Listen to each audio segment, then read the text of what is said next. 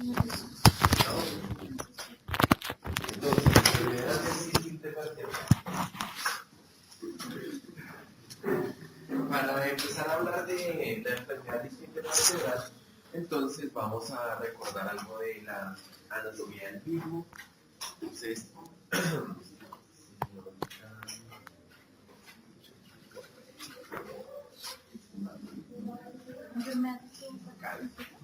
Karen, ¿a qué te suena disco intervertebral?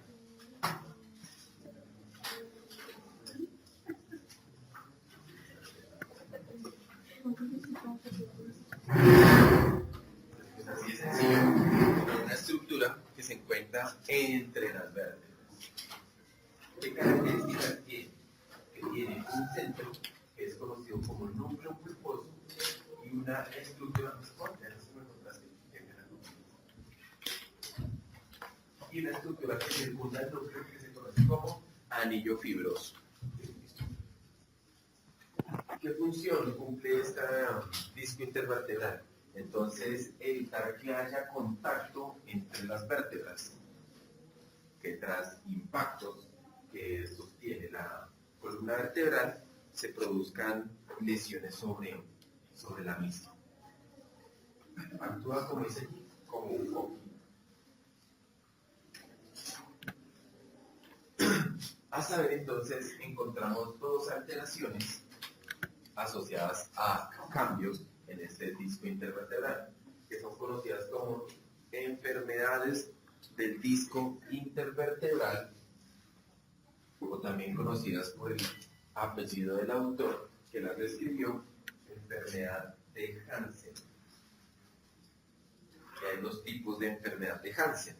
La tipo 1, que es de presentación aguda, caracterizada por la ruptura del anillo fibroso. Hansen tipo 1, aguda, hay una ruptura del anillo fibroso.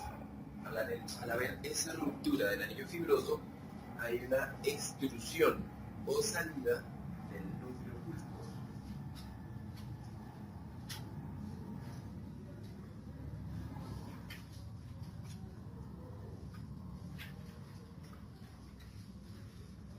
Y en la Hansen tipo 2, su presentación es crónica.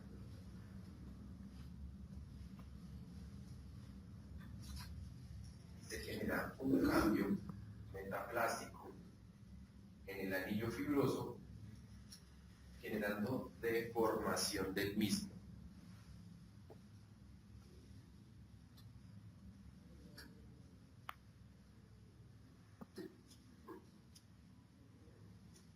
Conocido entonces o denominado como una protrusión del anillo del núcleo pulposo.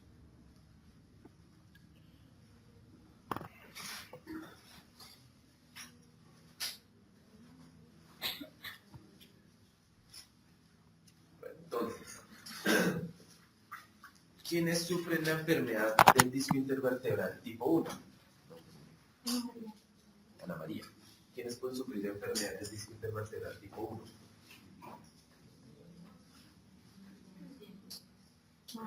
Bueno, ¿quiénes en cuanto a raza?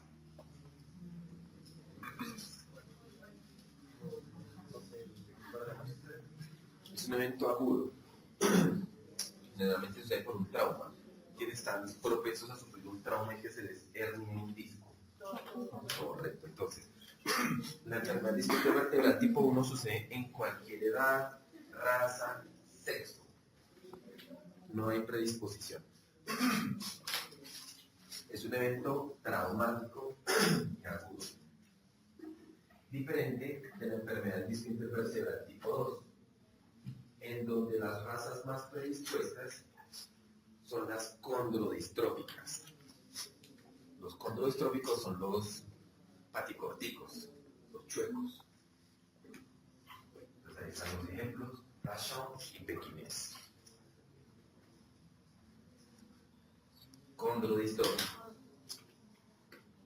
Y al ser una enfermedad de tipo crónico, también lo pueden llegar a sufrir cualquier individuo, pero de manera, o de manera no, sino cualquier individuo senil.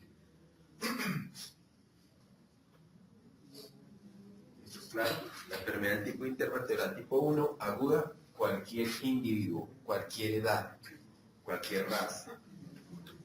La tipo 2, hay predisposición por raza, que son los condrodistróficos.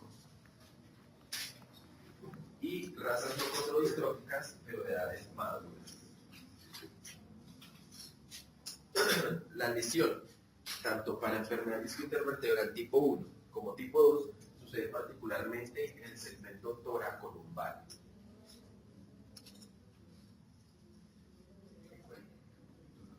Debido a que allí el ligamento nucal ya es muy deficiente, pues permite mayor movilidad entre esos segmentos vertebrales.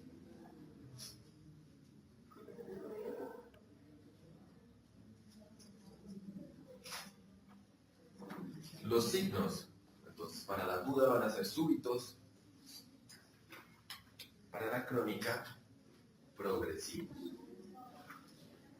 ¿Y de qué va a depender? Entonces hablamos la clase pasada del segmento medular en el que se ubique, el cervical, cervicotorácico, lumbar, y dependiendo del grado de afectación de los núcleos, se afecta a los núcleos superficiales, los núcleos medios o los núcleos profundos.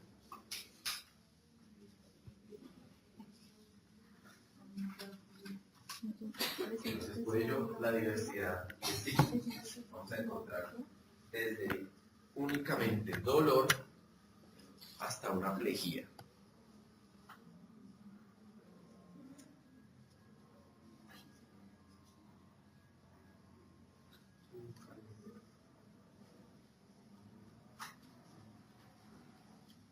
El diagnóstico empieza desde la identificación del tipo de paciente, si es un paciente senil, si es un paciente que fue recientemente atropellado, si es una raza condrodistrófica.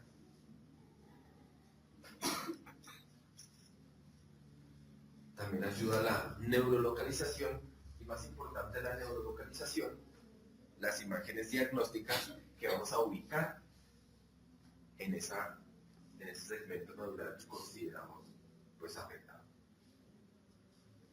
¿Qué pruebas diagnósticas podemos encontrar? Entonces, radiografías simples o radiografías con medio de contraste. El medio de contraste son sustancias doradas y esa prueba radiográfica se conoce como mielografía. La instilación en medio de contraste en el canal subaracnoide.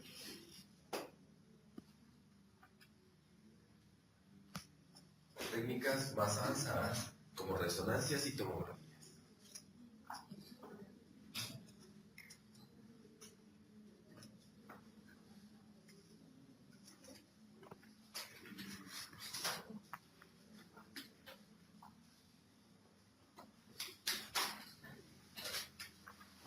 Entonces, Cristian, cuénteme, ¿qué ve en la radiografía, en la proyección de arriba? Una radiografía de qué segmento, qué vista. Es una radiografía lateral. ¿Qué proyección? ¿En qué segmento? Toracolumbar. Perfecto. En las vértebras, perdón, las costillas y ausencia de costillas, entonces empezar a nivel lumbar. ¿Qué ve en la proyección de arriba, Cristian? ¿Sabe cómo interpretar una radiografía? ¿Sí? ¿Sabe dónde están los discos intervertebrales? ¿Sí? Después, para los que no, ahí están acá. Estamos hablando de alteraciones. Aquí están los discos, este es el canal vertebral, por acá la médula espinal.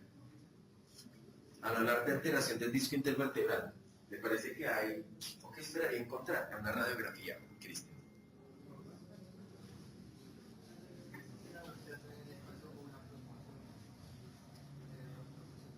se llama, perdón, una alteración en el espacio, que se aumente o que se disminuya el espacio. Que se disminuya, perfecto. Si el disco está acá y se le sale el núcleo o se deforma, pues el espacio se va a reducir. Esto es lo que particularmente identificamos. Sin embargo, cuando hay o protrusiones o exclusiones muy pocas, muy pobres, no vamos a ver esa alteración. Razón por la cual nos apoyamos de esto que hay acá, que es la mielografía, la instilación del medio de contraste. Y ahora sí, ¿qué ve ahí? No. ¿Qué? Como la parte de la torácica, la parte de la médula es como Torácica. ¿Cuál torácica será? ¿Cuál vértebra? ¿Cuántas vértebras tienen? ¿Cuántas vértebras torácicas tienen los perros? 13, muy bien. Entonces, ahora sí.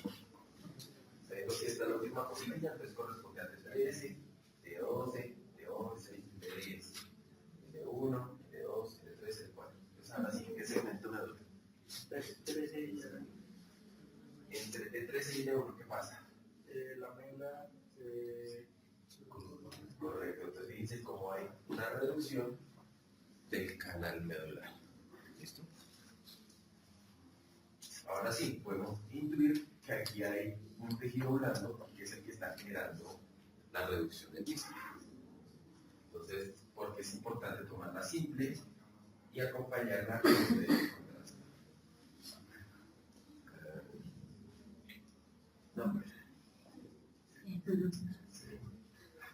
Sí. ¿Qué ves?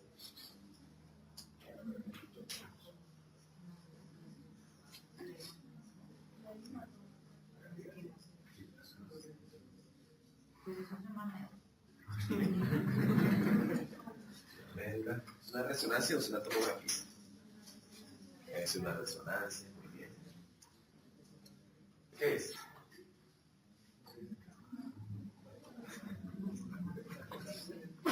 De repente es similar a la radiografía, entonces que hay reducción en el espacio, o esta nos permite ya ser un poco más certeros en cuanto a la identificación de qué es lo que está por fuera, si el núcleo o si solo se deformó el anillo. ¿Qué es?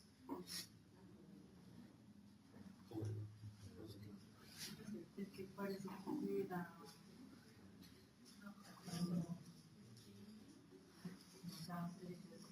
Como digo, una instrucción de guía. Es donde explícame eso, a ver qué pasa.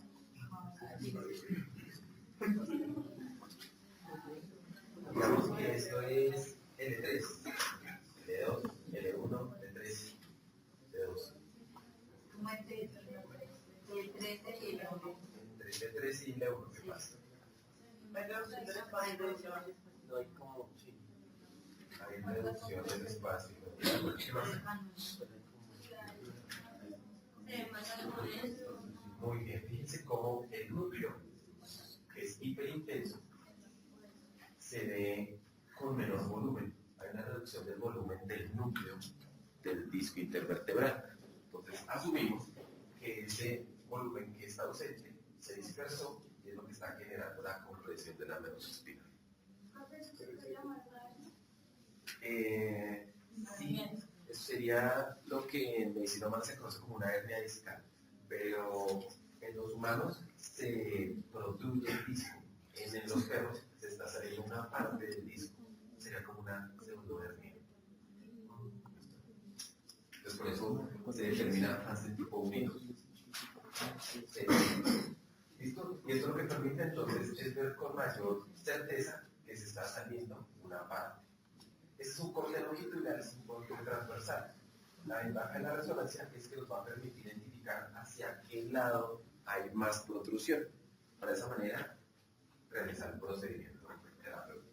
Sin embargo, el examen clínico es lo suficientemente certero en identificar también alteraciones. Daniel, Nicolás. Nicolás, ¿qué es la de arriba?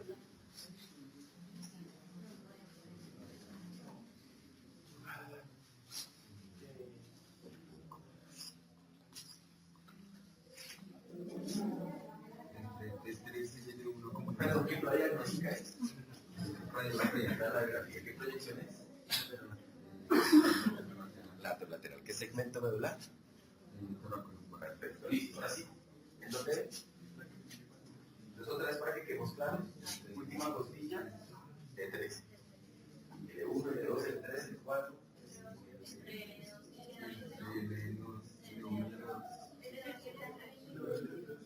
¿Qué, Nicolás?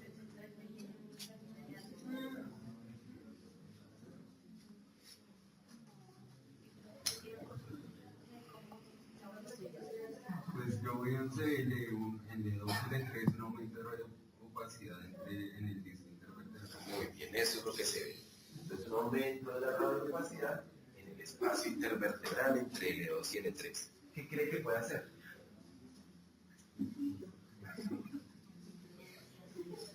Bueno, ¿qué se estará? Bueno, ¿por qué sucede eso?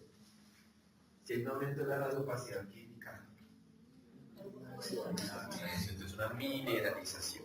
Entonces, el tejido blando se está mineralizando. Esto es compatible con enfermedad del disco intervertebral tipo 2, porque es crónico.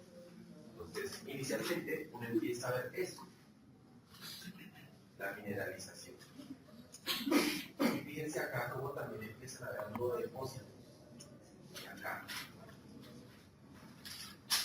Ese pasillo. Entre T3 y L1, unos punticos. Entre L1 y L2 también otros. Entre L2 y L3 muy bien. Entonces, acá también.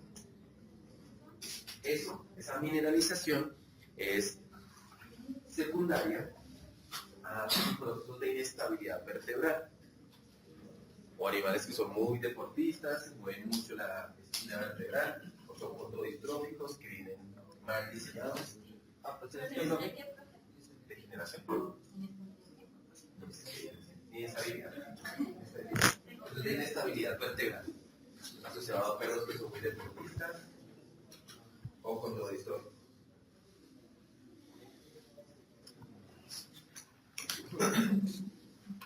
Tratamiento. ¿Qué haría? No. Brian. ¿Qué haría? ¿Qué se lo ocurre?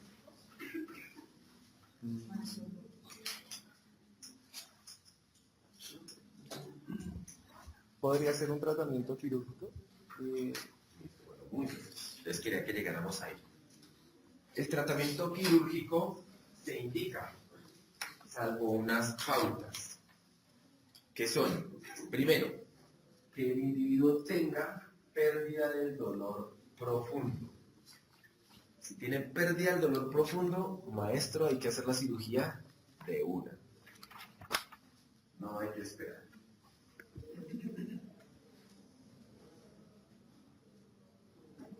Otra pauta, reincidencia.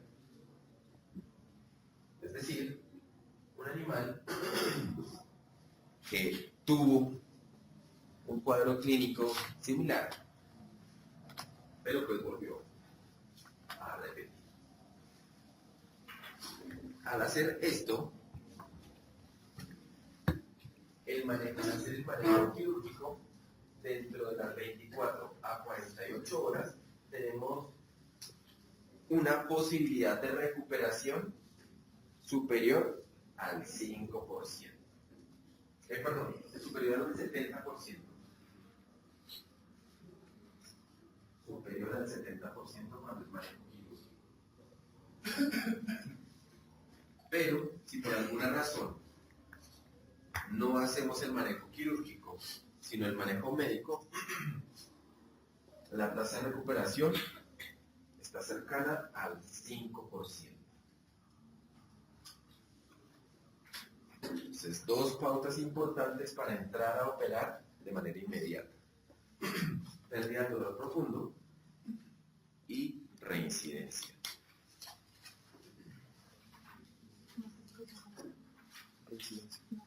Manejo médico, ¿qué haría?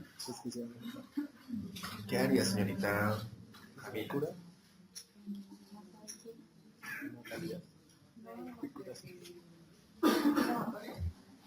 ¿De qué tipo?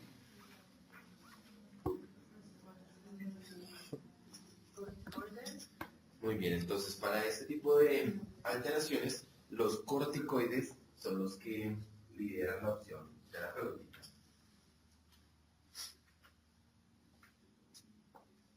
Dentro de los cuales está el succinato sódico de metilprednisolona.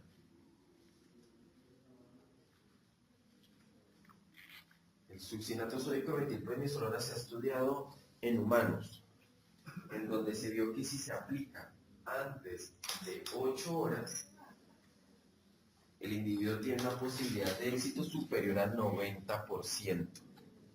Antes de las 8 horas del trauma, posterior a las 8 horas del trauma. Después ya la tasa de efectividad se reduce. ¿Cómo se utiliza? El succinato sódico de metilprednisolona se utiliza 30 miligramos por kilogramo endovenoso.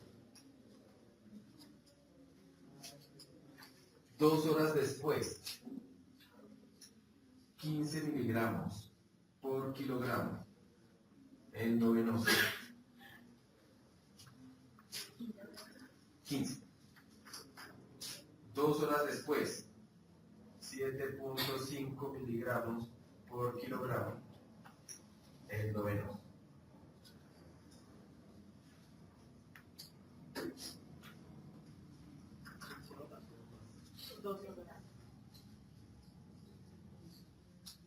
Después de esto, 24 horas después, se mantiene con dexametasona. 0,5 y en dosis decrecientes. ¿Dosis de qué? Decrecientes, de reducción. Recuerda que los corticoides se reducen a la mitad del 50% cada vez que decían bajarlo. Si decían bajarlo cada 3, cada 2, cada 5, cada 7 días. Doc, una pregunta. El que sea succinato, pues la prednisolona como tal es el corticoide, pero que sea el succinato es lo que le ayuda a que dure más tiempo el medicamento en el organismo o el que actúe más rápido. Que tenga mayor distribución en el vehículo, que es el succinato sódico, hace que tenga mucha mayor distribución. Ahora, y ya, gracias, que me hace caer en cuenta, tienen que tener en cuenta que sea ese succinato sódico de metilprednisolona, porque existe otro que es acetato sódico de metilprednisolona. Este acetato es un corticoide de depósito.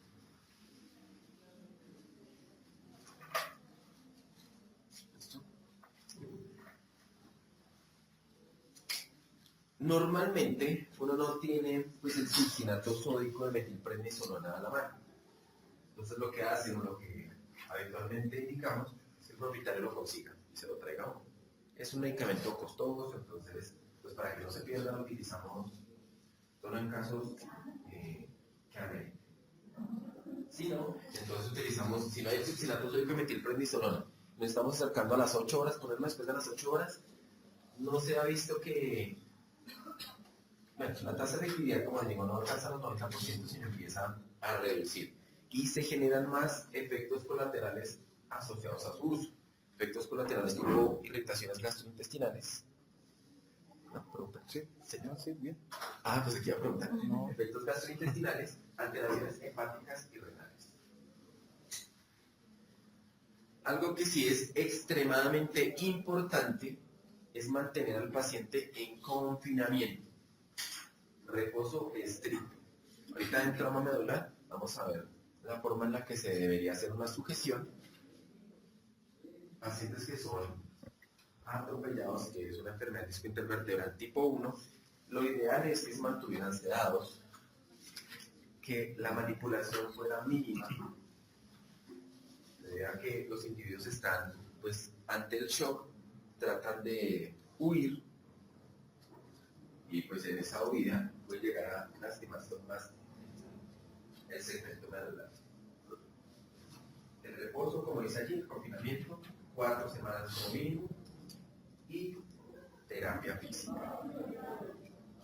Dentro de la cirugía, ¿qué haríamos? No, Nicolás. ¿Qué calculas, Nicolás?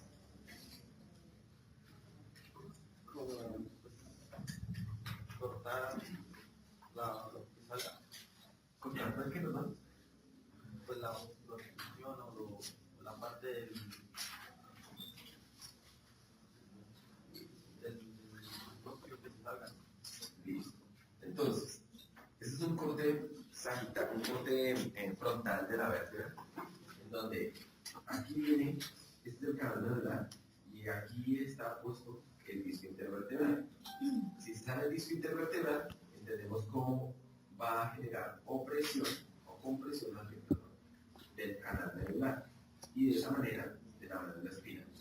Entonces se hacen diferentes técnicas, como esta, que es la laminectomía dorsal.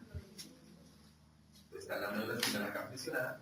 Lo que hacemos es remover parte de la lámina como para que la médula tenga una parte por la cual respirar, descomprimirse.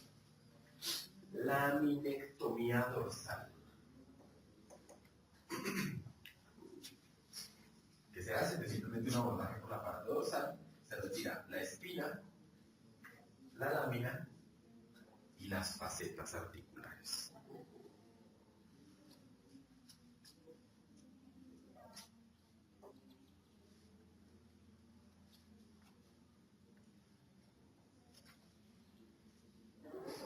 Esta que está acá se llama hemilaminectomía. Hemi, que es de un solo lado.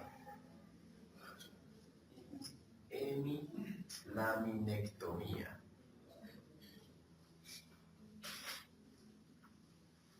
Entonces removemos parte de las facetas, removemos por completo las facetas articulares y la lámina lateral. La laminectomía antiguamente era la más empleada, debido a que no teníamos la facilidad de hacer la resonancia. Entonces, por signos clínicos, identificamos el segmento, por el reflejo del panículo, y nos íbamos a... Entonces, de esa manera, como que teníamos una certeza que queríamos descomprimir, fuera una compresión hacia el lado derecho o fuera una compresión hacia el lado izquierdo. Pero la laminectomía sí ya es más puntual. Si la resonancia nos dice que es hacia el lado derecho, pues hacemos la hemilaminectomía al lado derecho. ¿Por qué es preferible hacer la hemi y no la laminectomía? Debido a que retiramos una mayor cantidad de masa ósea en la laminectomía, puede llegar a generarse eventos de inestabilidad vertebral.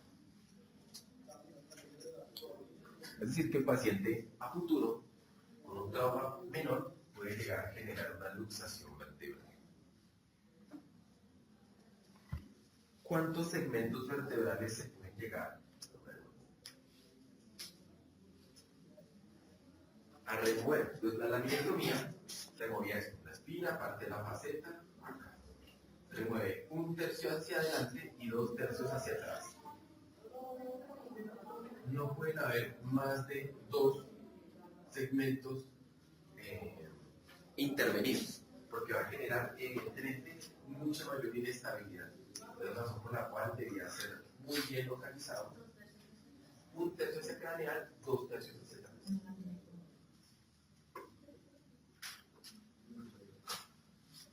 Y esta otra se llama foraminotomía.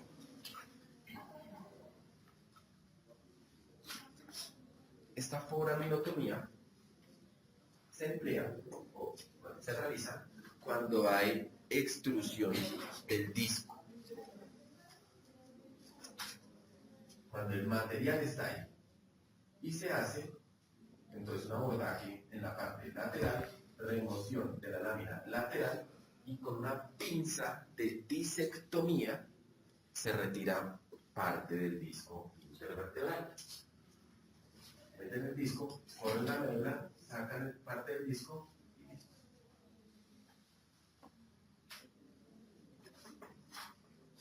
Foraminotomía.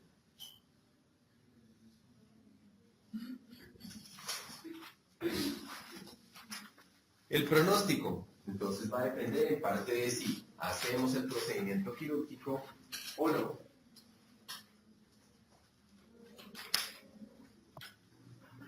Si tenemos en cuenta esas pautas que les mencioné, o no, fíjense, les mencionaba ahorita.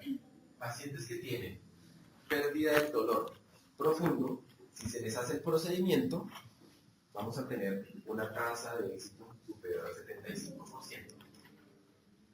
Si no, entonces la pérdida pues, del movimiento por parte del individuo. Asimismo, cuando hay reincidencias. Sin embargo, en las enfermedades del disco intervertebral tipo 2, cuyo proceso es degenerativo, lo mejor es hacer el tratamiento médico. El reposo. Y con solo tratamiento podemos llegar a tener una efectividad hasta del 85%. En la enfermedad del disco intervertebral tipo 2. Salvo que, porque pasa algunas veces, tienen enfermedad del disco intervertebral tipo 2 y tienen algún accidente, como tienen paraparesia, se roban por las escaleras.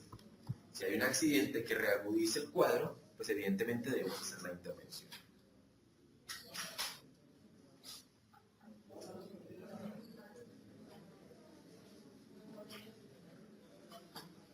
Trauma medular no es una enfermedad.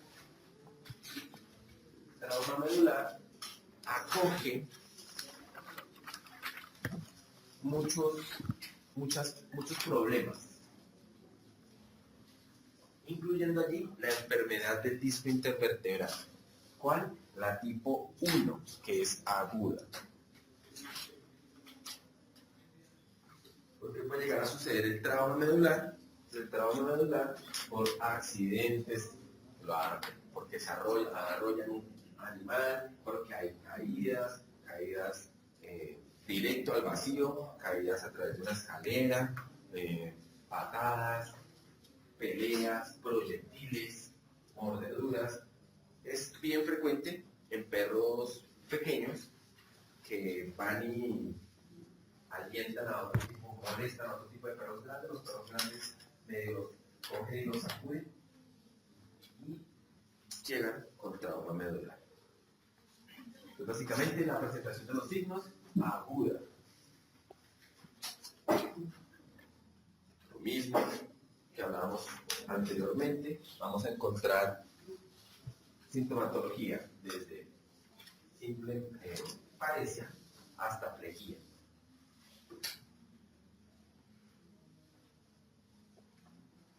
Dependiendo del grado de afectación de los tractos y dependiendo del segmento medular, pues la repercusión o la representación en los signos clínicos.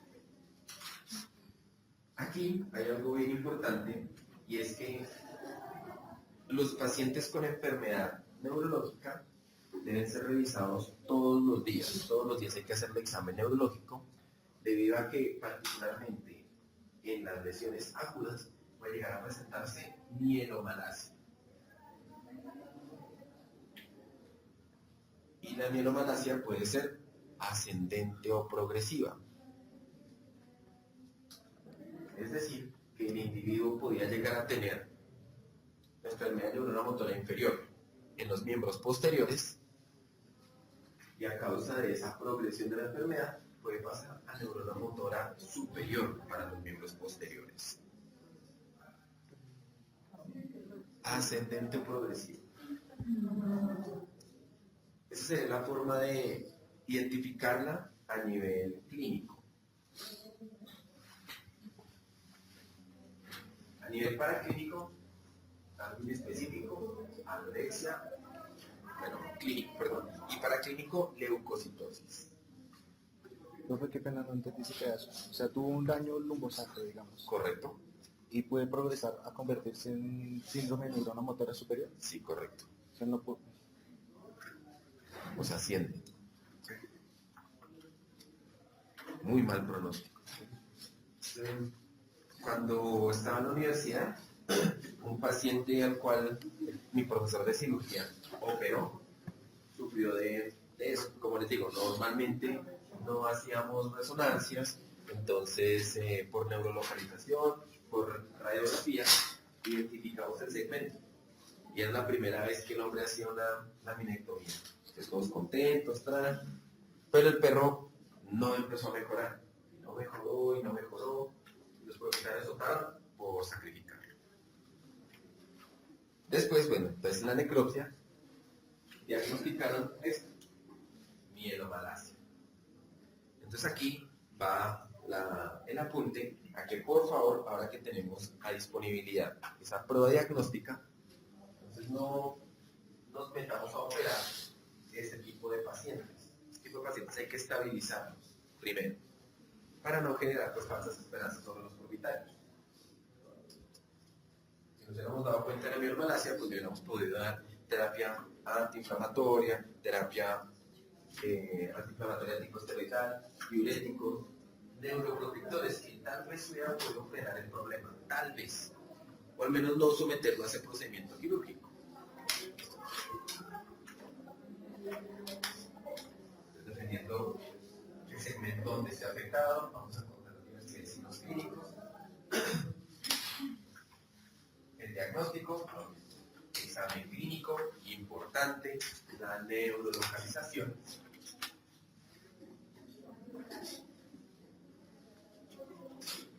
Algo importante, entonces, o bueno, algo epidemiológico. Se ve que los gatos, pueden llegar a tener una reducción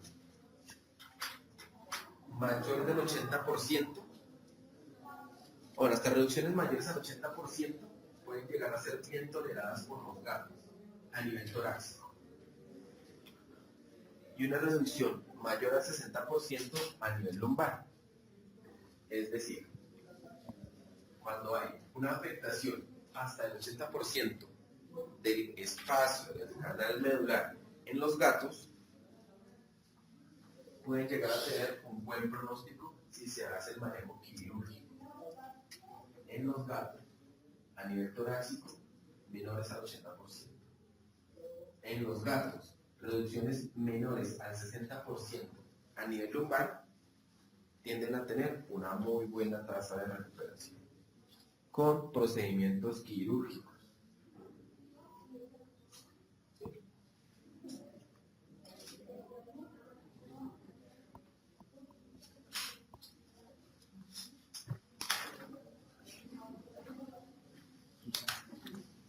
Susan.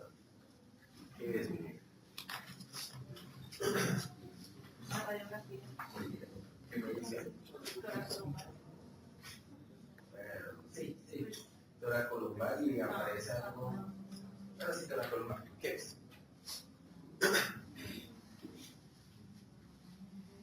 Algo importante. Bueno, no, perdón, que te fallaba. Ya le tengo. ¿Qué es?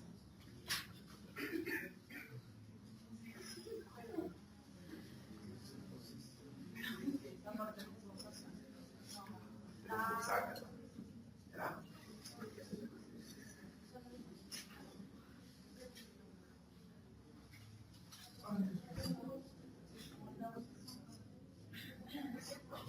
Le va a mencionar a Daniel. Que no está alineado. Perfecto. Hay una pérdida de la alineación a nivel vertebral. ¿De qué vértebra?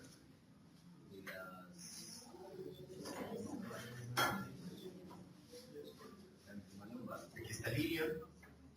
Entonces asumimos que aquí empieza el sacro. Entonces el L7. Entre el L6 y el L7. ¿Listo? Asociado pues a un trauma medular. ¿Qué generó el trauma? Bueno, esto es trauma medular. Pero realmente, ¿cuál sería la patología acá? Una espondilosis o luxación vertebral. Ese sería el diagnóstico. No, la trama tuvo un trauma medular. Vamos a mirar la etiología. El trauma medular, como decimos, es diagnóstico. El diagnóstico es espondilolistesis. Es una luxación vertebral. ¿Qué signos va a tener ahí el paciente? Una motonía inferior. ¿Se opera o no se opera? ¿Qué dice?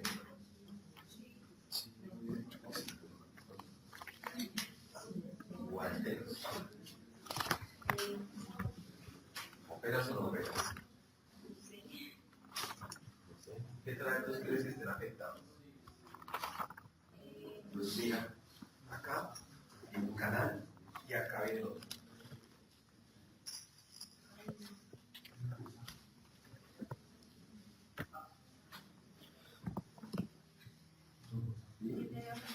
Sí, que tanta cantidad de tractos. ¿Recuerdan los tractos? Desde los superficies de la propriocepción, desde los superficial, desde los profundos. Desde el canal medular, desde el canal medular. ¿Qué tantos tractos crees que serán afectados? ¿Llegarías todas? O ver, maestro. Muy seguramente hay pérdidas de los profundos. Hay que operar. ¿Qué cirugía haría? Señorita Valentín. Sí, parece.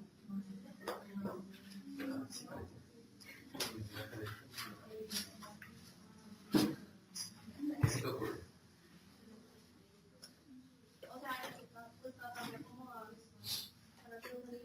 Eso. ¿Qué cirugía harías? Tratar de acomodarla. ¿Cómo la harías?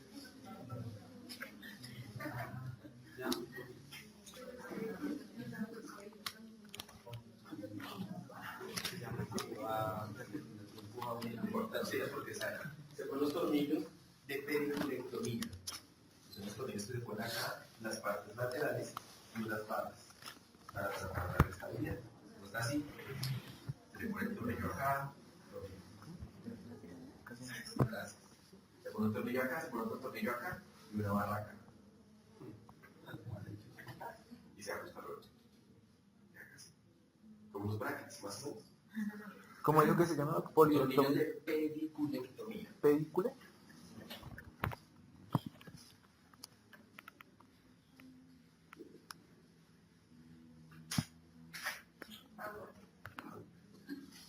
Ahora, ¿qué es?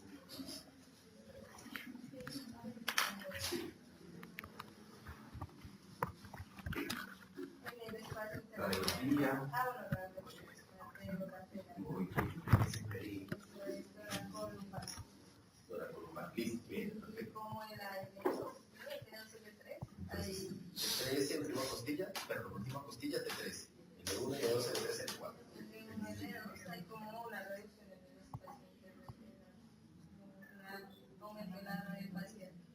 Bien, un aumento de la radio facial acá. Una mineralización. Entonces, se juntaron muy bien. Esta es les voy a dibujar la vértebra de uno.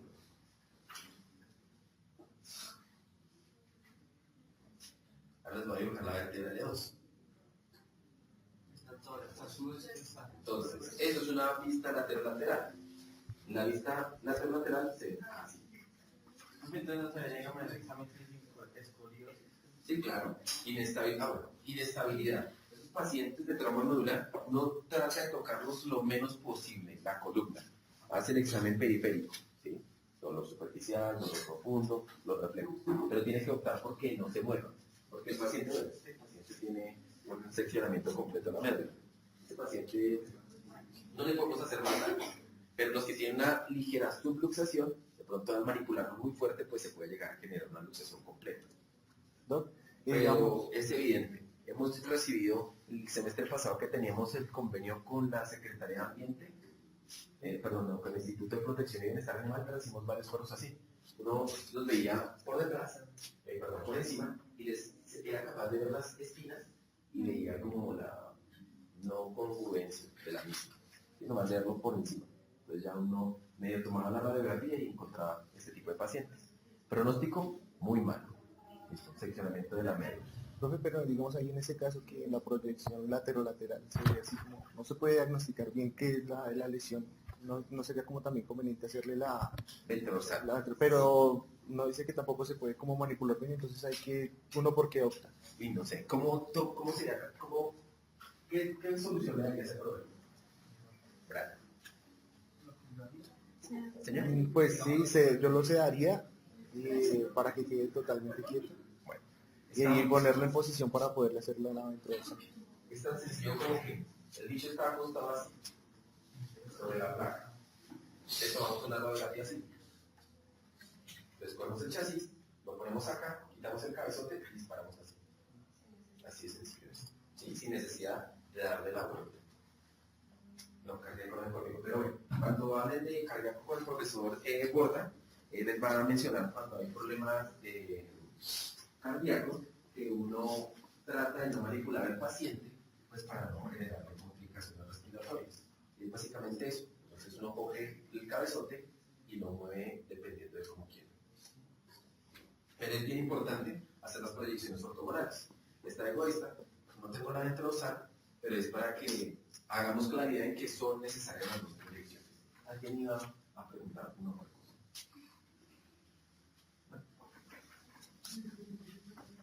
Listo, bueno, los signos, le hablamos, tratamiento, le hablamos.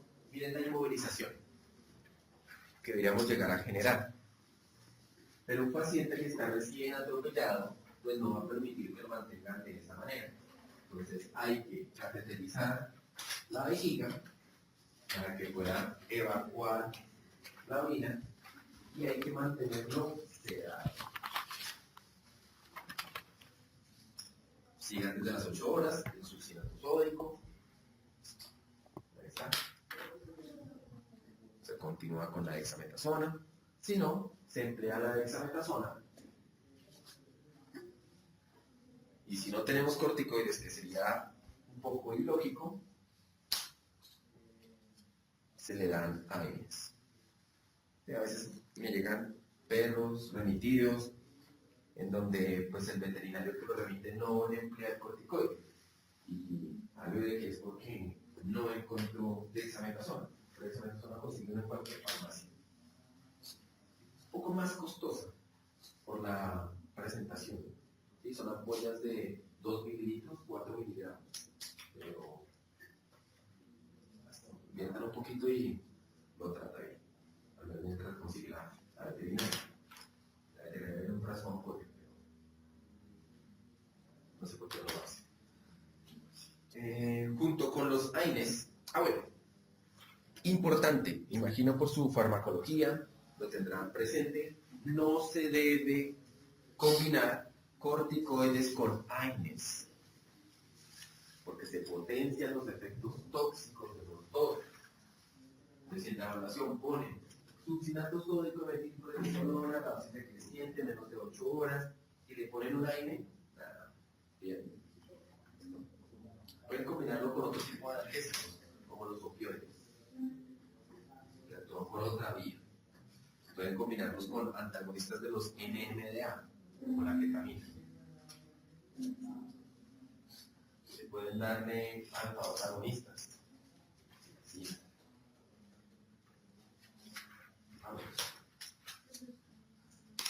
Esta, que ve yo.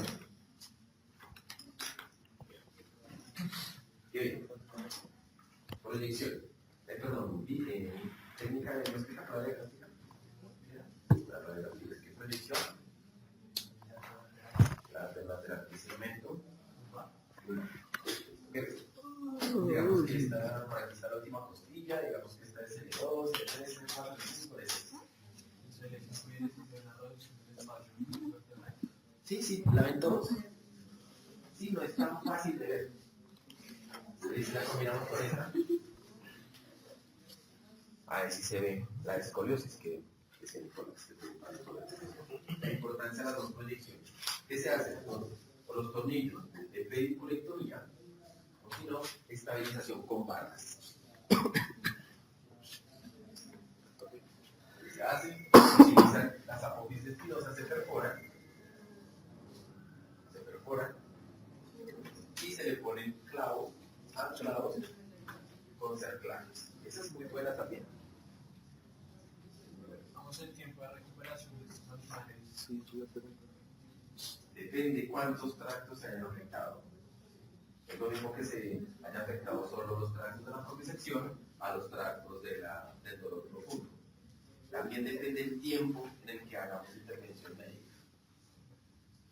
Pero yo he tenido perros con subluxaciones lumbares que desafortunadamente no le pueden pagar el tratamiento quirúrgico y se recuperan, no son capaces de desplazarse, no se pueden desplazar, pueden orinar y defecar a voluntad, pero que siempre caminan atáxicos y algunas veces hay que ayudarlos. Hay que corregirles problemas de ablaciones porque caminan arrastrando los nudos, pero pueden cumplir las funciones básicas. ¿Sí? Una pregunta, ¿esas barras normalmente se retiran después de cierto tiempo o no? ¿Tú qué crees? Te vuelvo la pregunta, ¿qué crees? ¿Va a volver la imagen? Pues yo creo que se retiran. Ahí. ¿Qué pasó? Se fracturó. Se luxó. Al luxarse, ¿crees que se recupere? Bueno, ¿has estado tronchada, esguinzada? Mortal. Las personas que se esguinzan por actividades físicas, porque son deportistas, quedan sensibles, porque esto lo sostiene el ligamento, tejidos blandos. Entonces, estos pacientes no se les puede retirar ese tipo de implantes. Si hubiese sido una fractura, la fractura genera callosos. En eso entendería si se pueden retirar los implantes. De nada, miedo.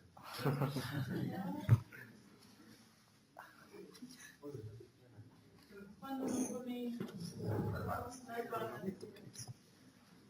digamos ahí cuatro vértebras, siempre funcionan desde, ¿cómo hago para?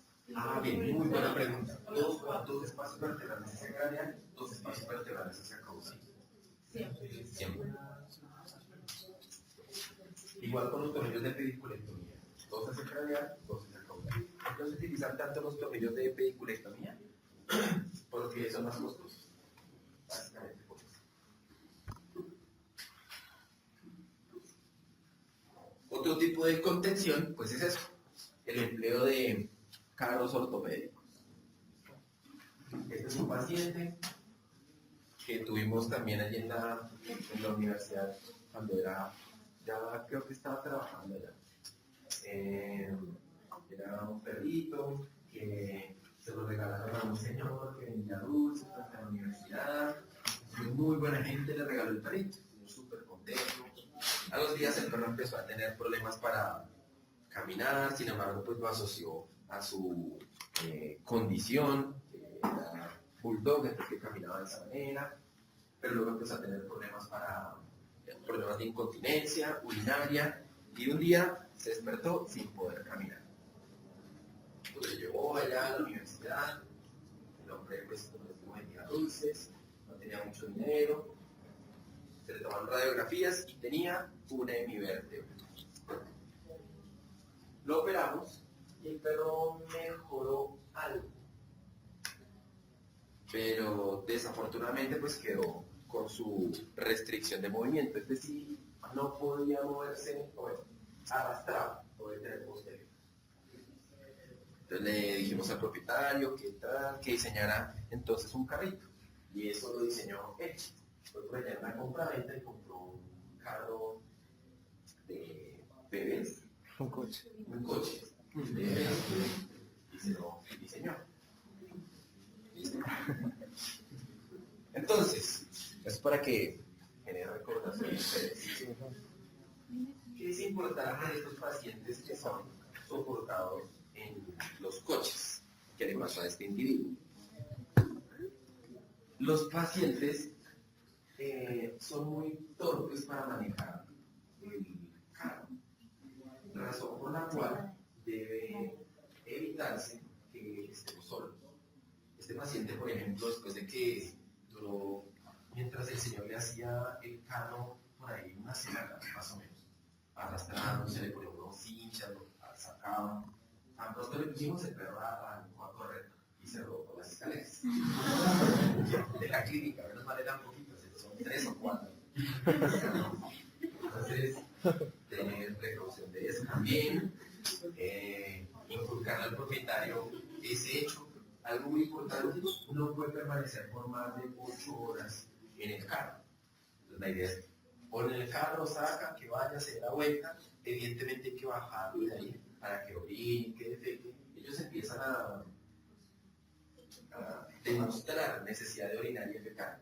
Este era chistoso porque hacía un sonido particular cuando quería que lo bajaran del carro y lo bajaba. Se arrastraba, orinaba, se arrastraba, defecaba, y otra vez lloraba para que lo subiera.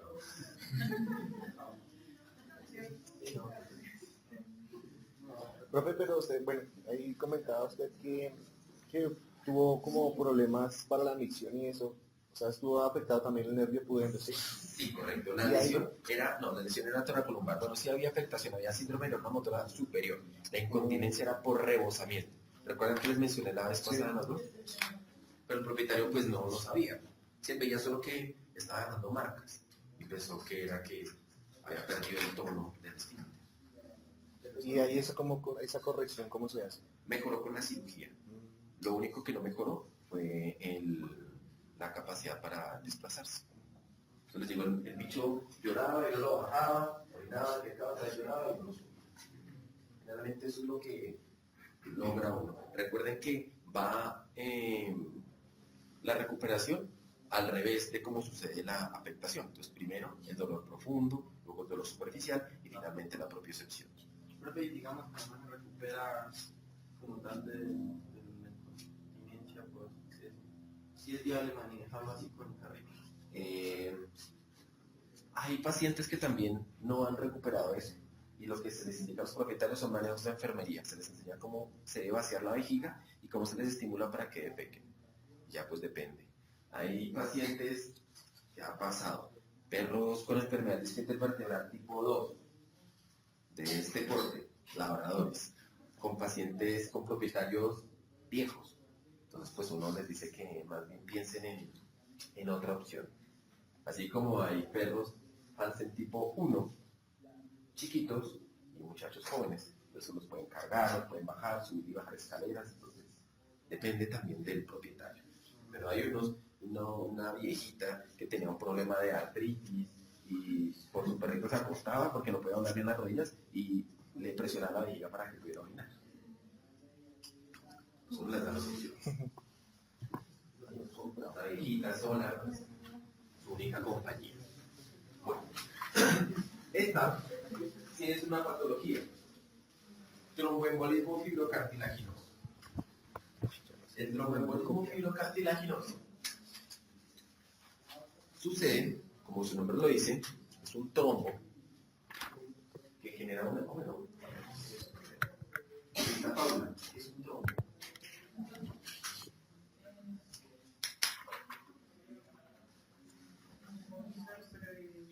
Sí, es que patológico no.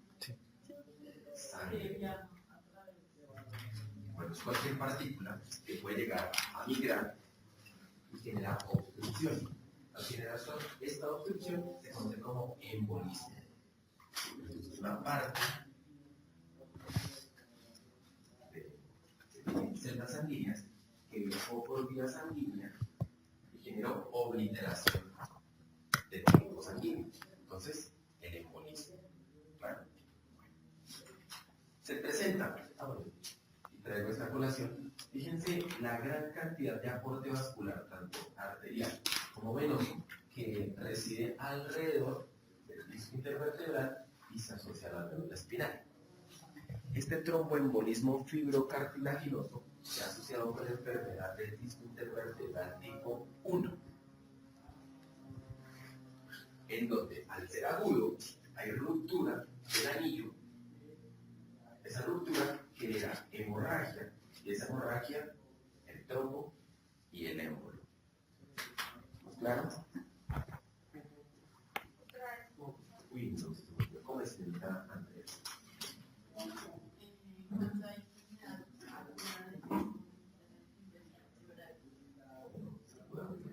Puede tapar algún vaso sanguíneo, pues lleva oxígeno.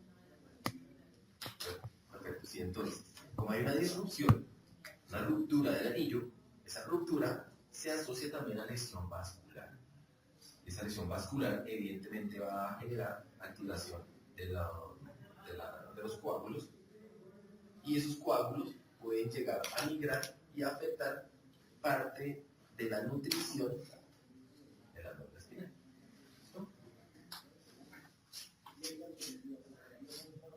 Pues bien, presentación aguda asociado a la enfermedad de esfínter vertebral tipo 1. El paciente tiene un deterioro progresivo. Es como para que se en la cabeza. Sería como el perro que les conté, el bulldog, pero muy rápido. Y de pronto empieza a caminar atáxico, luego ya se arrastra, luego ya no puede ganar, ni puede pecar. Los signos van a ir asociados al sitio de la lesión. Forma de diagnóstico. Vale. ¿Listo? ¿Qué tipo de diagnóstico es esto? Una resonancia. ¿Qué es una resonancia?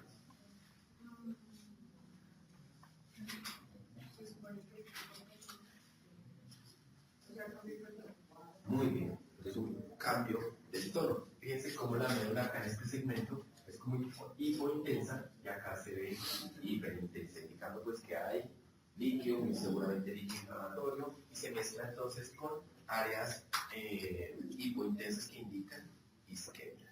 Una pregunta. Sí. Digamos, la lesión no sería progresiva, solo sería del sitio de la lesión. No, es progresiva. Sí, yo les mencioné también. Sí. Es progresiva, que les dije Que progresivo pero rápido. que era como muy seguramente lo que le había pasado al bulldog, que en un momento veía que no caminaba, luego empezaba a arrastrarse y finalmente no controlaba. Profe, pero eso también se podría diagnosticar con una angiografía o... ¿Una no angiografía? suficiente. Sí, correcto, sí, pero no sé qué, no me han preguntado nunca eso, no sé si hagan angiografías para perros. Yo imagino que si hay, será un muy buen método de diagnóstico. La resonancia. Pero sí, si hay angiografía, evidentemente se puede diagnosticar con eso.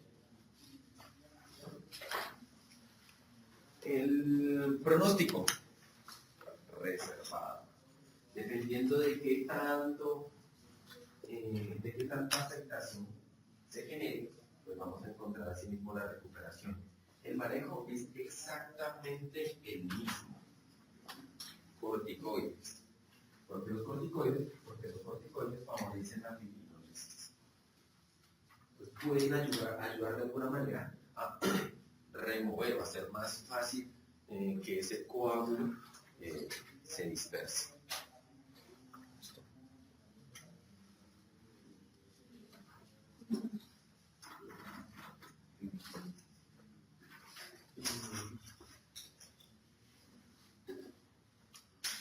Espondilosis deformante. Otra patología. La espondilosis deformante va asociada a la enfermedad del disco intervertebral tipo 2. O sea, la crónica. Y se genera por mayor movilidad en los segmentos vertebrales. Una de las características del cojinete era reducir la movilidad, ayudar al impacto. Como se está degenerando, pues va a permitir que haya más contacto entre las vértebras. Mayor movilidad en los segmentos Vertebrales. Y al haber contacto entre las vértebras, se va a perder el cartílago. Al perderse el cartílago va a haber osteoproliferación.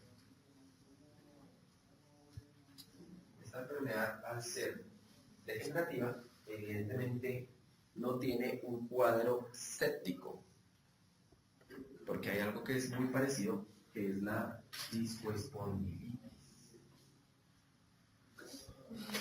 que esta es inflamatoria. A nivel radiográfico se parece mucho, pero pues se da un proceso agudo. El cuadro clínico, entonces afectación de manera crónica,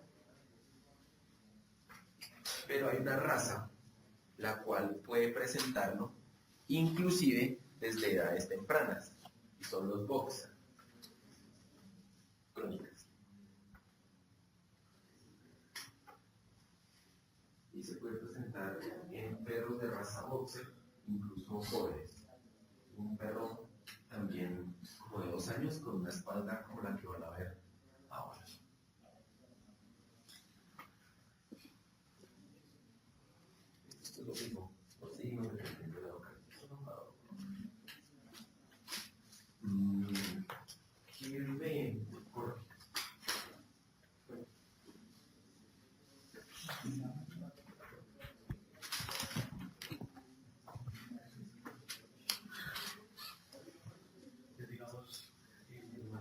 ¿Qué imaginas?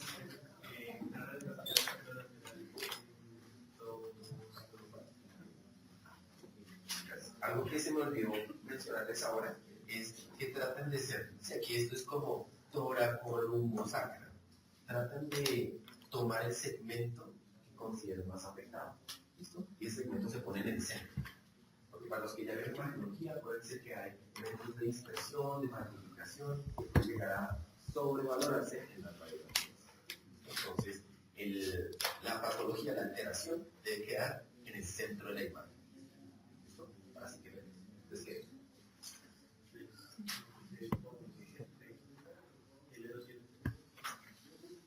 Entre L13, L1, L2, L3, ¿sí? L1 y L2. Entre L1 y L2, ¿qué? En la parte inferior. En la parte ventral.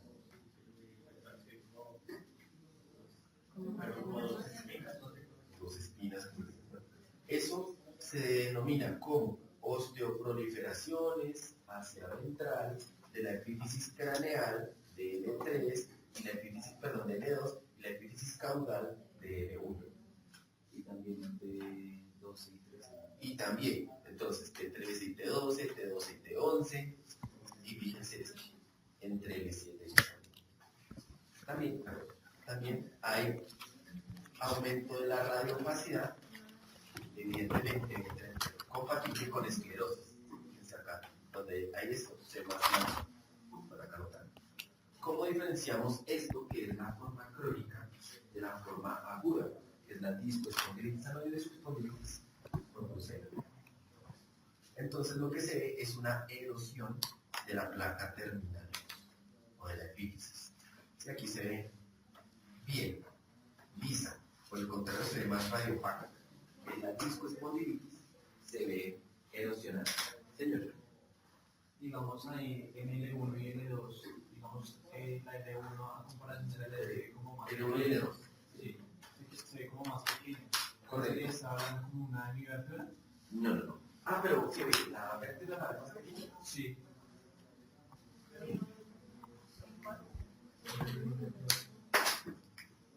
Bueno, pues para estar seguro nos tocará tomar la introdorsal, pero no pareciera. De pronto, si hubiese sido la única afectación, que indica que hay una vértebra que se está moviendo más, la afectación fuera aquí tan localizada, podríamos llegar a pensar, pero fíjense que hay más lesiones. Sí, claro, una hemivértebra, pues lo que hablamos, movimiento, desgaste del cartílago, osteoproliferación. La hemivértebra evidentemente va a haber espondilosis deformada.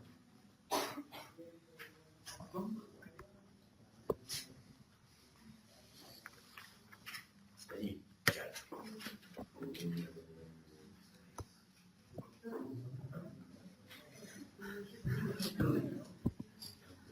Rudy. ¿Qué es?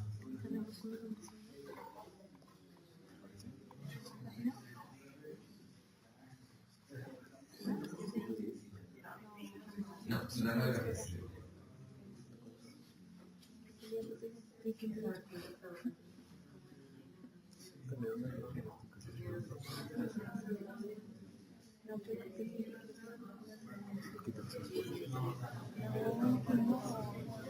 De 3, L1 y L2.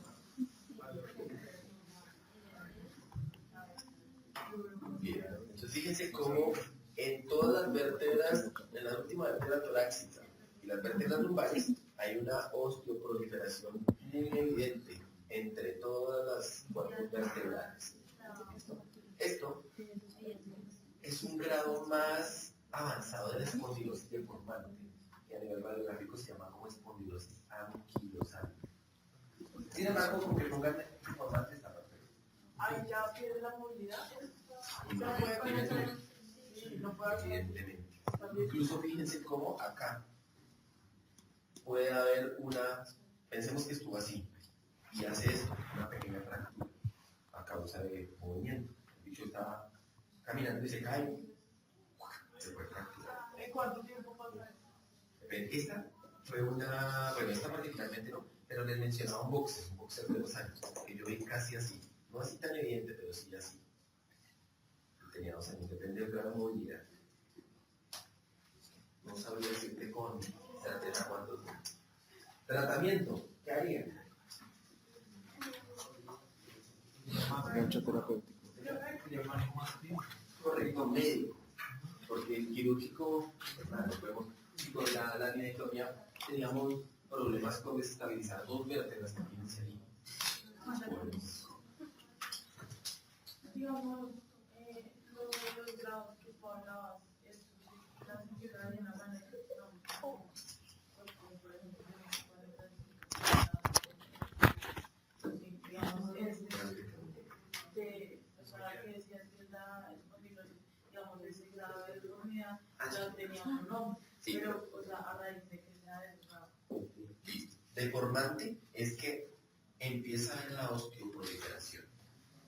Anquilosante, anquilo hace referencia a función. Entonces mira que ya están funcionales.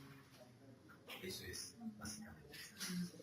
Deformante, se deforman. Anquilosante, se pegan las vértebras. Entonces el tratamiento es solo manejar el dolor, pero uno no puede parar que eso siga.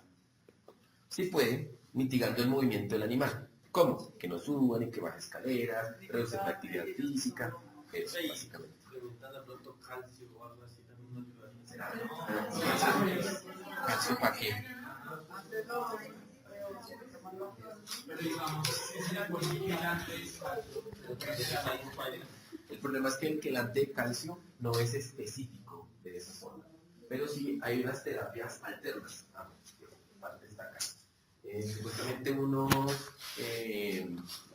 médicos holísticos, creo que es que les gusta llamar, que son de medicinas complementarias, vieron como el oro es capaz de retener esas partículas de calcio. Y lo que hacen es ubicar donde tiene más afectación y le hacen implantología de oro. Y tal vez no vayan a oír porque está en boom desde hace como unos 10 años en Europa. Ya están trayendo personas que son capaces de hacer la implantología acá.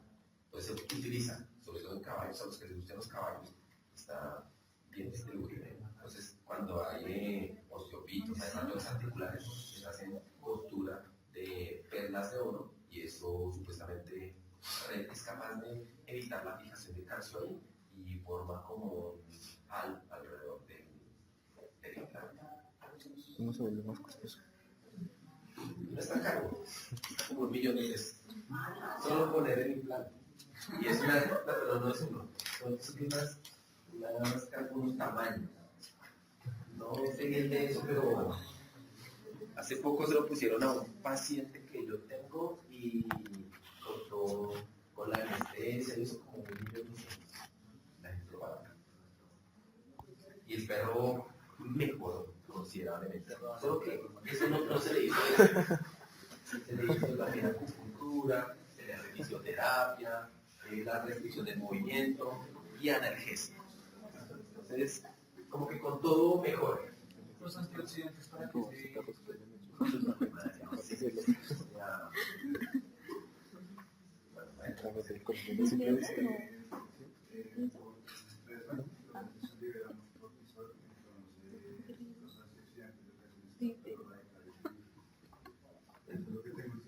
Sí, correcto. Entonces, los radicales libres son un producto que se genera debido a reacciones inflamatorias y que generan lesión tisular.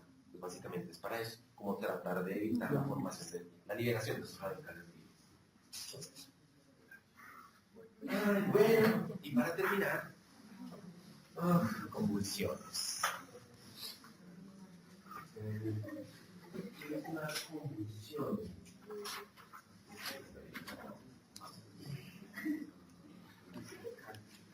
Muy bien.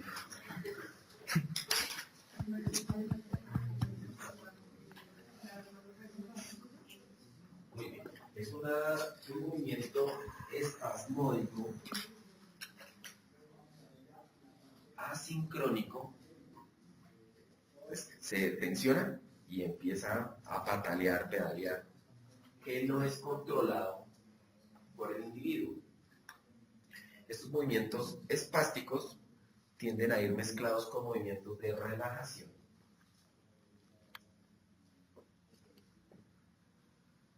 Es diferente una convulsión a la epilepsia. ¿Qué es epilepsia?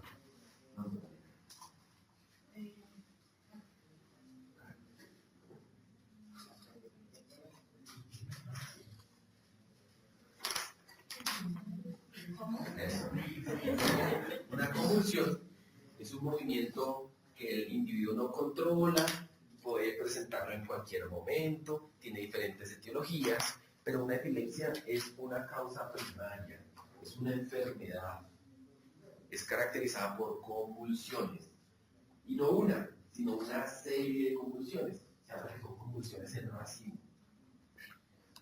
Cuando empieza a convulsionar y convulsiona, ahí se habla que el paciente tiene epilepsia o es epiléptico.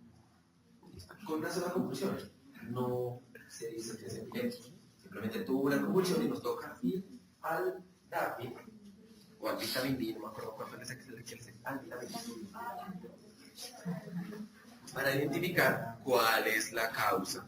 Así que es un acróstico, no un acrónimo.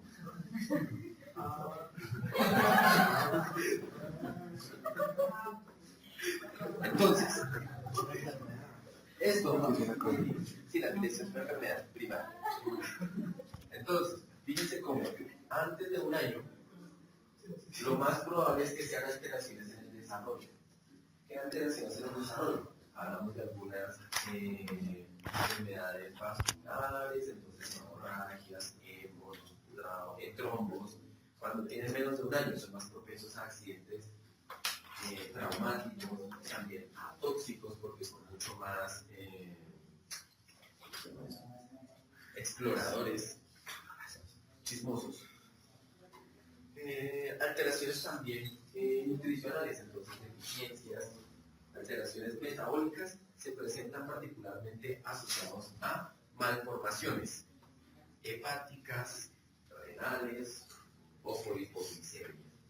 Las alteraciones hepáticas, como las derivaciones portosistémicas, alteraciones renales, como hipoplasias o agenesias renales.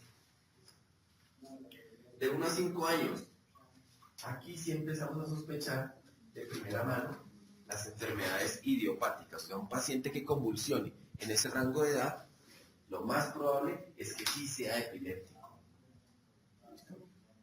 Es como el... De aquí para atrás, lo más probable es que sean congénitas. De aquí para arriba, después de los 5 años, lo más probable es que sean causas degenerativas, neoplásicas, secundarias. Entonces, en la evaluación, paciente trae de 9 años, que empieza a convulsionar, convulsiona de manera generalizada, que han tenido 8 convulsiones en el día, y me dicen idiopático. Idiopático 1 a 5 años. O sea, epiléptico. ¿Por qué se produce la convulsión? Señorita Catherine. Karen.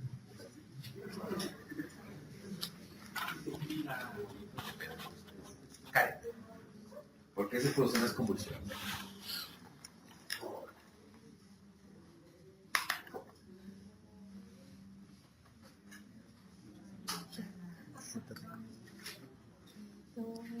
Listo.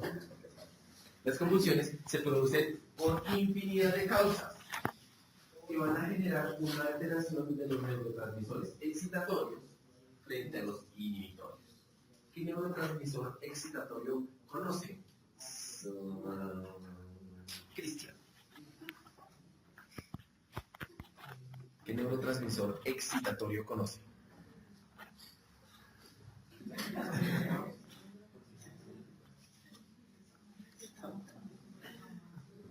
El glutamato. ¿Y qué neurotransmisor inhibitorio?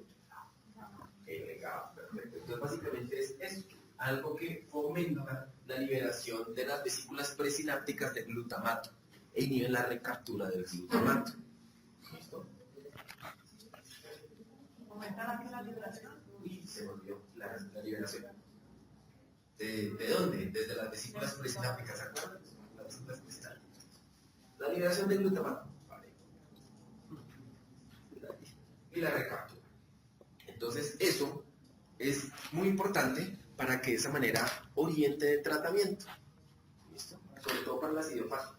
Ya saben qué tienen que bloquear y saben qué tienen que estimular.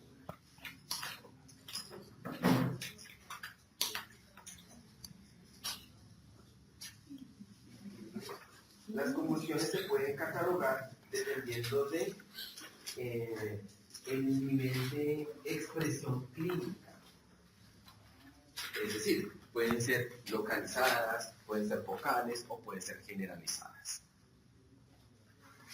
Esta clasificación se ve muy bien descrita en medicina humana, en donde ponen a los pacientes, a las enfermeras de neuropediatría pendientes 24 horas de los chinitos, porque los niños pueden llegar a tener convulsiones parciales simplemente por tener movimientos repetitivos o paroxísticos, como que parpadeen mucho. Son convulsiones localizadas, ¿sí? O que empiecen a sonreír, a gesticular, o empiecen a mover un bracito.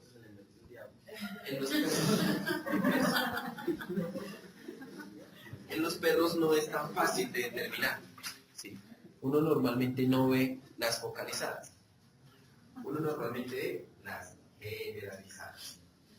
Y en las generalizadas porque el bicho se acuesta y empieza a patalear, pedalear, a chasquear, a salivar, y generalmente termina orinando y defecando, que muchas veces es la única prueba que tenemos para saber que el paciente convulsionó, porque permanecen mucho tiempo solos. Entonces uno pregunta, ¿ha orinado y defecado en sitios inapropiados? Ay, sí, desde hace un par de días encontramos el árbol de Navidad botado, y encontramos la puerta rasgada, y encontramos... Entonces uno asocia que el perro tuvo una convulsión. ¿Cómo sería una localizada? Un grupo muscular. Entonces que está acostado y empieza a mover la barra o a mover sobre el cuello. Profe, pero los trémores y eso no podrían ser nada. Los trémores es un grupo muscular, no todo el miembro. Varios grupos musculares. Pero los trémores, bueno, los trémores también son incontrolados. Y generalmente son por alteraciones en el potasio.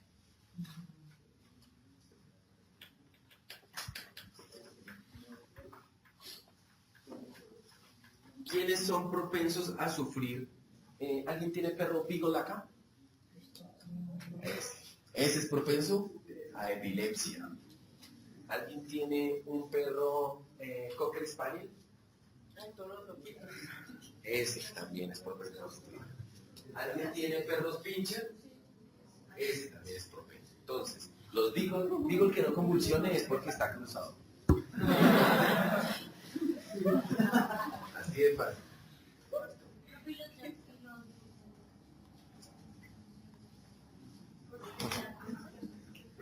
Ya conoces.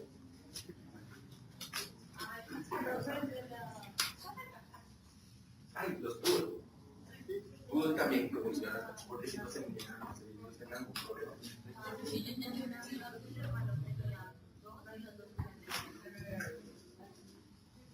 Esos son los más predispuestos.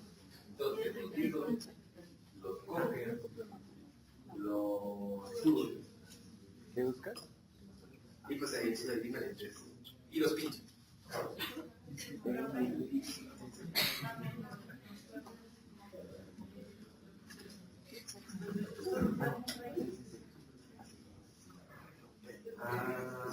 Los corniciles, ¿no? Los corniciles. Ellos sufren por una alteración correcta.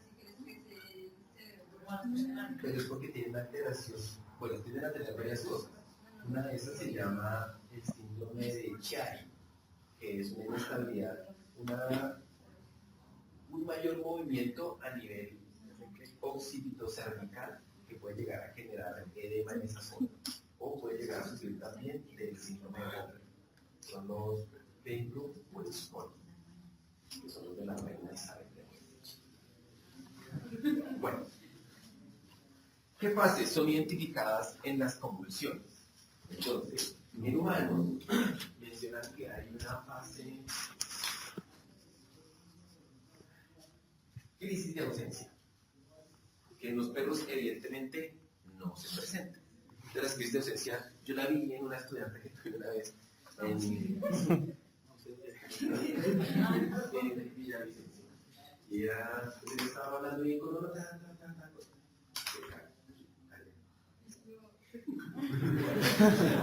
pensé que ella estaba montando.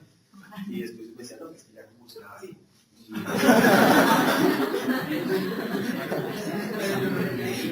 Hasta que la vi convulsionando de verdad.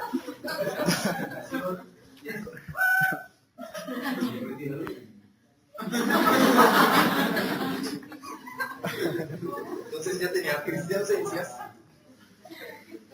Era esa que se quedaba quieta, y si yo estaba hablando con ella y se quedaba. Ella decía que esto le daba un par de días antes de presentar una generalizada. Pero en los perros tenemos, bien determinadas, preictal, ictal y posictal. La fase preictal es algo que caracteriza esa fase, ese inicio de la convulsión, que en esa estudiante era ese pequeño grito que pegaba. ¿Listo? En los perros muchas veces empiezan a rascar una puerta, empiezan a aullar, empiezan a ladrar, empiezan a orinarse, empiezan a dar vueltas en círculo, infinidad de comportamientos anómalos, que es importante que el propietario los identifique.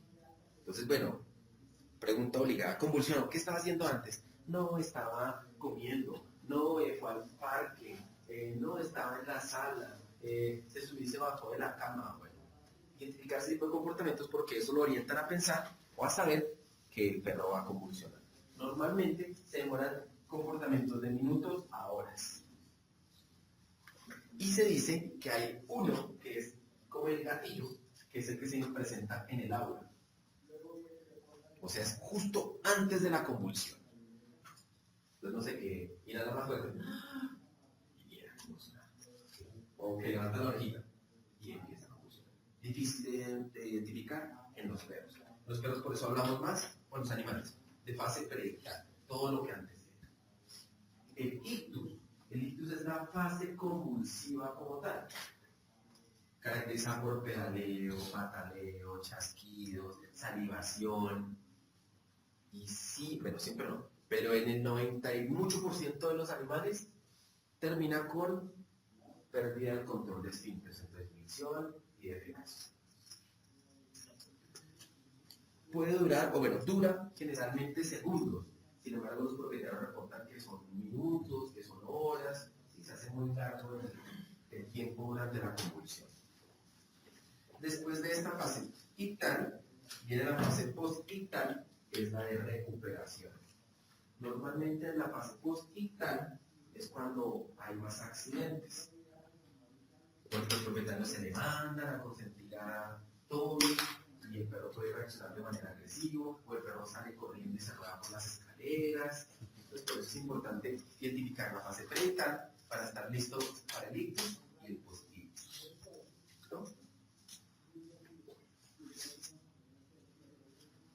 Causas, bueno, ya hablábamos entonces, causas primarias, idiopáticas, secundarias, cualquier cosa. Un trauma que aumente la presión intracraneana, alteraciones en el desarrollo, alteraciones visuales, alteraciones metabólicas, tumores, tóxicos,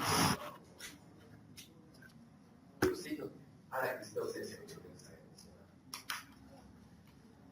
Pruebas diagnósticas. ¿Cómo vamos a diagnosticar la convulsión? Sí.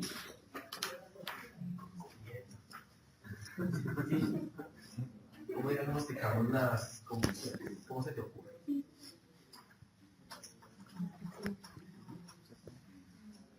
Bueno, diagnosticar las convulsiones no, pero ¿cómo diagnosticar la causa de las convulsiones?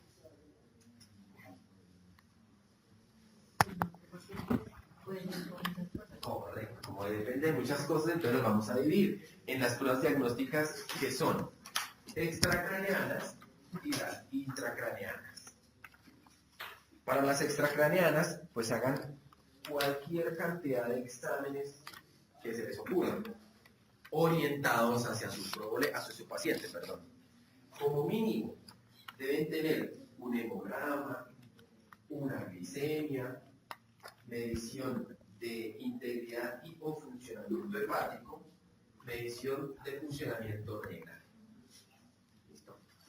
Entonces, cuadremático, fosfatasa, ALT, amonio, proteínas, glucosa, creatinina, proteínas diferenciadas.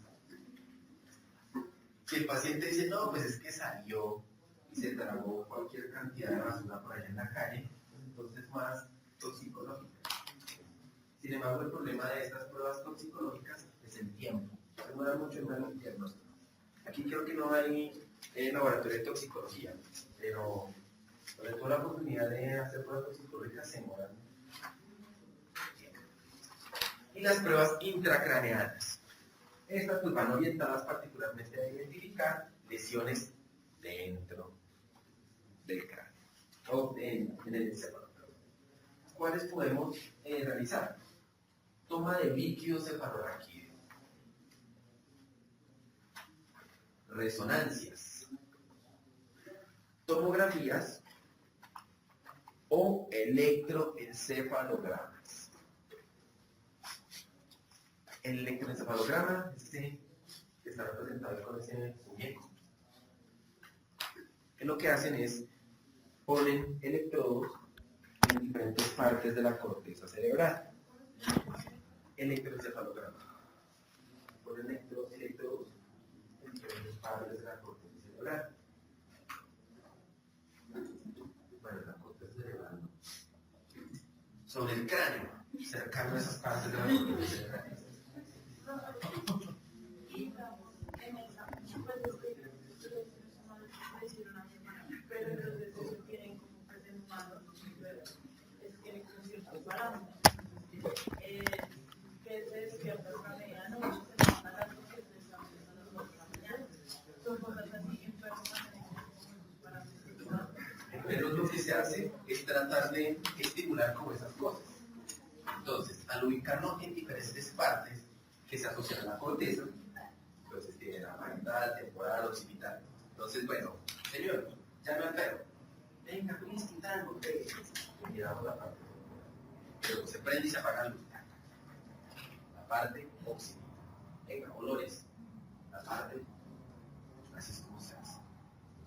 Y lo que se hace es, como se interpreta, es mirar el trazado y ver si se forman unas ondas anormales. Y así logramos identificar en qué parte de la corteza es donde está la alteración.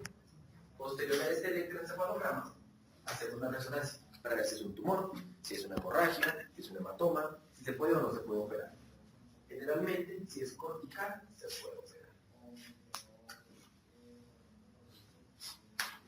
Tratamiento, pues llega Pluto convulsionando.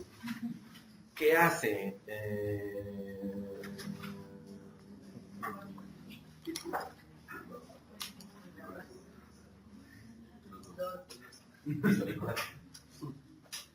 ¿Qué hace? Llega Pluto convulsionando. ¿Qué le hace? Pues primero tocaría esperar a que se estabilice. ¿Sí? Yo lo espero. Lo mira convulsionando. Porque si uno le mete la mano puede que lo muerda y... Muy bien. Eso es lo que hay que hacer. Esperar. No hay que indicarle al propietario que le metan los dedos, que le meta un palo, que le saque la lengua, porque si no, como si Nicolás, no puede agredir. Entonces, básicamente, esperar. Mirar lo que convulsione. No pueden hacerlo, pero no dicen que se puede ahogar con las que con las personas. Pero si tiene ya Cuando convulsionan, empiezan a tensionar la lengua. Entonces, es poco probable que se la traguen. ¿Tampoco en los bracocefálicos? Yo he visto convulsionar varios brachiocefálicos y nunca he visto ni que se asfixien. En humanos pues tampoco. No lo sé. Pero no, en perros ni abate. Le metan dedos, ni cosas, ni traten de abrirle nada. Simplemente esperen. Hay una maniobra que se puede hacer, que es el reflejo oculocardíaco, el que les mencioné. Entonces le oprimen los ojos. ¡Tac! En teoría, eso estimula vías parasimpáticas para que se lentezca, se ralentice, la frecuencia cardíaca y por ende entonces deje de haber tanto influjo de sangre al cerebro. Se puede hacer. Lo más importante entonces, si son ustedes muy cautos, tratar de coger la vena es difícil, es muy difícil. personas expertas incluso es bien complicado. Esperar es lo mejor. O le pueden llegar a poner un anestésico, un medicamento de urgencia que es el diazepam intrarrectal, si lo consiguen. Pero desafortunadamente ya el diazepam no es tan fácil de conseguir. Debido a que supuestamente nosotros los veterinarios se los vendíamos a los adictos y entonces tenemos el mercado negro. Pero digamos, el diazepam es indicado en perros, ¿no? El gato no tiene estímulo de agresión. En los gatos tiende a tener un efecto de rebote, sí, pero no es tanto de agresión, sino de ansiedad por todo, razón por la cual se utiliza también como el oxígeno. Entonces el gato está deprimido, no le pone, y el man empieza a tener comportamientos raros hacia lo primero que encuentre. Entonces uno le pone el plato de comida y le pone esa vaina y se levanta y se manda una vez al plato. Si esto se pone cerca, pues no va a haber ahí. Entonces por eso le pone el plato, le pone esa vaina y listo, entonces el man dejó de convulsionar, abra la vía venosa lo más pronto que pueda.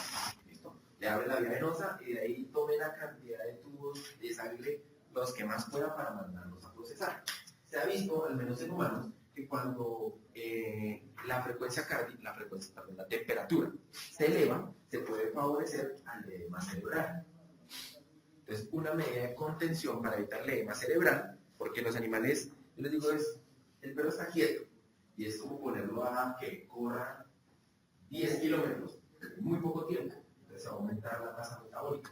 Eso puede llegar a generar edema cerebral, si se aumenta mucho la temperatura. ¿Cómo se hace? Básicamente con control de temperatura. Lo ideal es empezar a meter de a poquito el animal, tinas con hielo, pero pues nosotros no, generalmente no lo hacemos de esa manera. Entonces, enfriamos solución salina, se la ponemos en pailas y se la vamos poniendo en diferentes pailas. O si no, para evitar el edema cerebral, entonces, el indicado, diurético, osmótico, mannitol.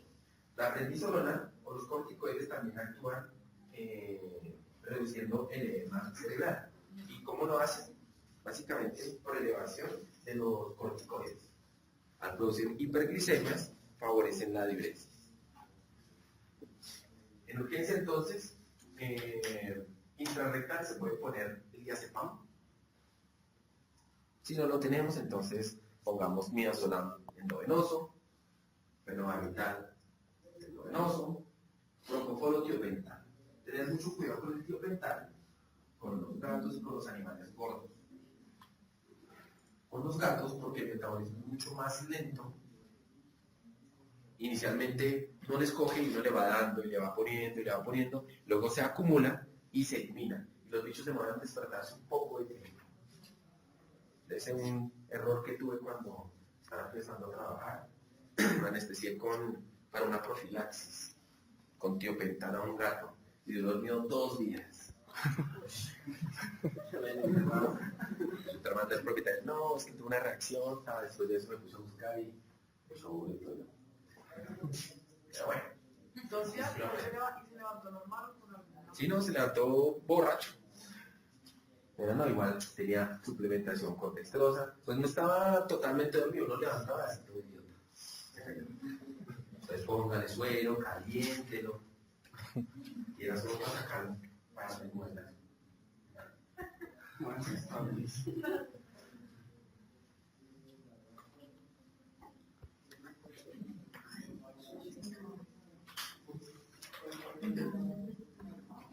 ¿Cuál es el más empleado? El propofol, que es el que tiene uno normalmente pues, para hacer las anestesias. Ocasionalmente uno puede llegar a tener tiopental. Sin embargo, el tiopental tiene ciertas restricciones, particularmente con el Fondo Nacional de Estupefacientes. Eso no lo tiene tan fácil. ¿Sí? Y puede hacer el control con el propofol. Si el paciente convulsiona de manera repetitiva, uno debe hacer una terapia de sueño. La terapia de sueño es poner en infusión los anestésicos para que el bicho descanse, para que el cerebro descanse. Porque las convulsiones son como, o producen el efecto de bola de nieve. Se empieza una convulsión y exacerba o lesiona una neurona, esa neurona lesiona otra y otra y otra y otra y otra y otra. Entonces la idea es frenar. hacerle como un bajo al taco, bajar el taco del cerebro. ¿Cómo lo hacen? Con los anestésicos. Logrado entonces con las terapias de sueño. Las terapias de sueño se hacen particularmente con los barbitúricos, o sea, con el tiopental, a dosis de 5 miligramos por kilo hora.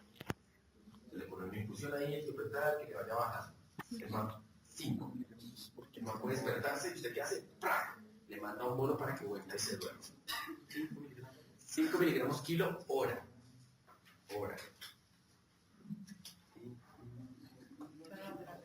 Terapia de sueño. Si se despierta, póngale que pensar. Debe durar como mínimo 2 miligramos por kilo. No, ¿cuánto tiempo lo hace? Debe durar 24 horas dormido. Después de las 24 horas se deja despertar, miramos a ver cómo va. Si sigue convulsionando, mal pronóstico. Pero el tiopental es el que no hay gatos, ¿no? Sí, señorita. Entonces la terapia de sueño para gatos con gatos. Propofol, igual, 5 miligramos por kilo hora. El problema es que cuando se despiertan un poco agresivos. Entonces una forma de tamponarlos es poniéndoles acepromacina. No cargar. En los pequeños también existe el síndrome de compartimentalización. ¿Qué sucede acá? Bueno, normalmente uno lo que hace es evitar el edema hipostático, que imagino a lo que va, cambiándolo de lado, cambiándolo de posición, cada 6 horas. A eso. Señor.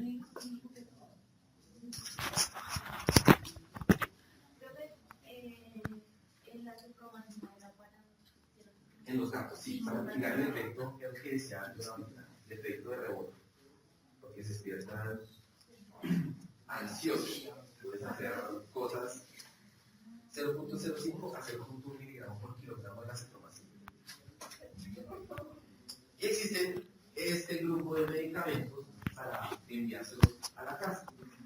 Entonces hay fenobarbital, de 2 a 6 miligramos por kilo, bromuro de potasio, 30 a 60 miligramos por kilogramo. Problema del bromuro de potasio, que es muy irritante a nivel gastrointestinal. Entonces puede llegar a generar vómitos. Diazepam, cuando se conseguía oral, clonazepam, de uso humano. Otro medicamento que se está utilizando desde hace un tiempo y ha generado efectos muy buenos es el levetiracetam. Antes no se utilizaba tanto porque solo había una marca, ahora hay genérico, entonces va muy bien. Se utiliza entonces también pregabalina, gabapentina como estimulantes del GABA. Bueno, ¿alguna pregunta? ¿Listo? Entonces nos vemos mañana. Mañana en la exposición. ¿Alguna pregunta? Profe, mañana.